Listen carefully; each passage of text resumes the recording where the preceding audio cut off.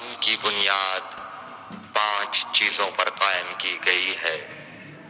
اول، گواہی دینا کہ اللہ کے سوا کوئی معبود نہیں اور بے شک حضرت محمد صلی اللہ علیہ وسلم اللہ کے سچے رسول ہیں، اور نماز قائم کرنا اور زکوٰۃ ادا کرنا اور حج کرنا اور رمضان کے روزے رکھنا۔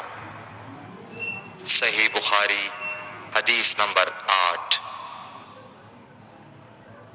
نبی کریم صلی اللہ علیہ وآلہ وسلم نے فرمایا کہ ایمان کی 60 سے کچھ اوپر شاخیں ہیں، اور حیا شرم بھی ایمان کی ایک شاخ ہے۔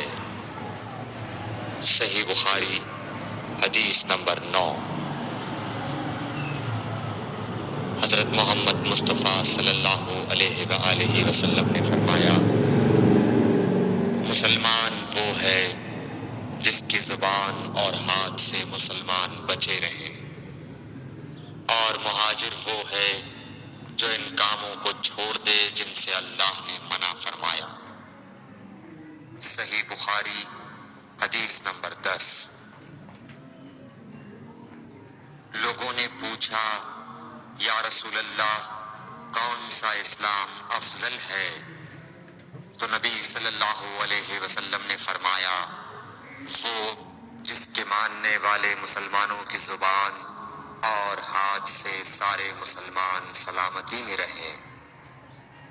صحیح بخاری حدیث نمبر 11۔